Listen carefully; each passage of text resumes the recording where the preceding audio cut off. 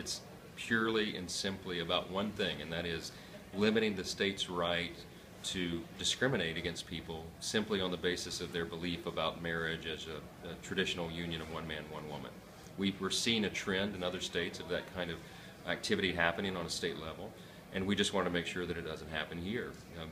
The bill has absolutely nothing to do with personal, private business transactions amongst parties, and that's been an important thing to clarify. This is not the debate that was held in Indiana or Arkansas. We had those debates here in Louisiana 5 years ago when we passed our Religious Freedom Restoration Act, as they did. So this is a different bill. It's a new concept, and I'm looking forward to the opportunity to clarify that. Why do you think the bill's gotten some pushback? I think in some sense we're a victim of timing, because there's a great sensitivity about these issues of religious freedom and marriage around the country, due largely in part to what happened in Indiana and Arkansas, the unfortunate things there. But this is something very different. I think a lot of people had an honest misunderstanding about what the bill was, or what its intent was, or what it was supposed to do, and tried to clarify that on the House floor today, and hopefully was successful in that. So you made some or proposed some amendments today, and they'll be discussed in civil law, it sounds like, in committee. Can you explain what those amendments do?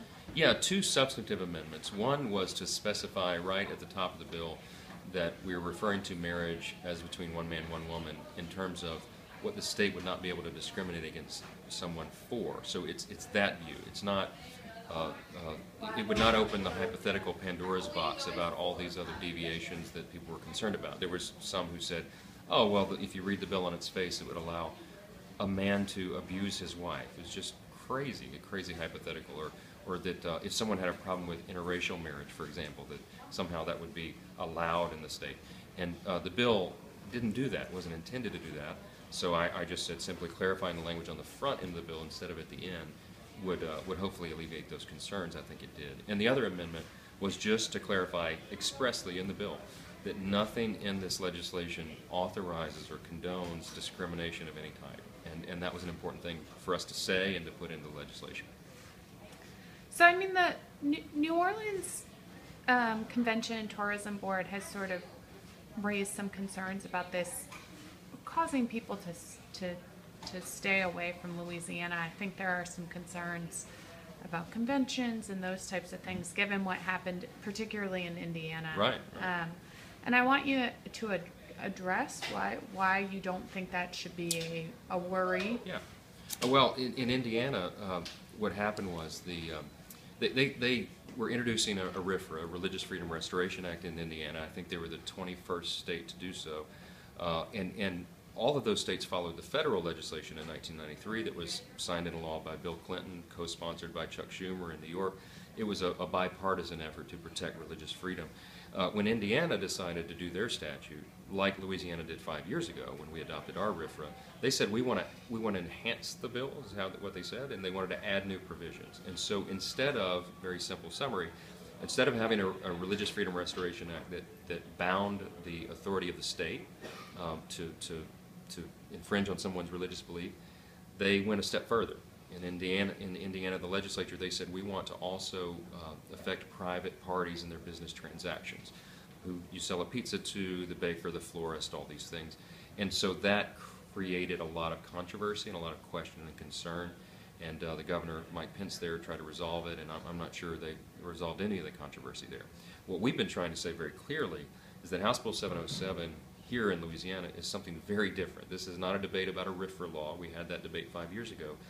Our statute on RFRA mirrors the federal statute, so it's limited only to state action and how the state can infringe on someone's religious beliefs. There's a balancing test there. But here, this bill is something totally different. It just says that while those legal disputes are playing out in the judicial branch of government, which is the rightful place because you have an appellate process, due process, and all those safeguards, while that's happening between private parties, the state cannot go in and act like a bully to coerce or to pull someone's operational license, their certification for their profession, their accreditation for their school, while the judicial branch is sorting out that dispute. And I think that's a reasonable approach, and it allows the judicial process to do its work, and it keeps the executive branch of the state government and its agencies out of the battle, out of the dispute. I think a lot of Um, my background is I've litigated constitutional law matters in federal courts for about 2 decades, and so I've been thinking about these issues a long time, as my colleagues at the constitutional law bar do, law professors and jurists and the like. And many of the experts in that arena agree that we have an increasing amount of conflicts between the idea of religious freedom, which is our first and most basic right, human right, and these changing, emerging ideas about marriage. And in a free country, that's what happens. Things change with the times. But we've got to figure out how to make those two values coexist. The governor said in his State of the Union speech yesterday that they're not mutually exclusive pursuits, and that we could honor and respect religious liberty and be against discrimination against people unlawfully, where it's not right. And so that's what this is about. I think that all of us recognize that we have, society's changing, values are changing, but we always want to protect religious freedom as one of the paramount liberties. President Obama said that in 2013 after one of the provisions of the Federal Defense of Marriage Act was struck down by the Supreme Court, and he came out and he said, listen, he acknowledged, as I said on the floor today, Americans have a wide range of views about marriage, but as we have this debate, we've got to jealously guard and protect religious freedom. And that's my paraphrase of what he said, but he's exactly right. He said it was vital, and that's all this bill aims to do. We're following the advice of President Obama on that, and I don't think it should be a controversial notion.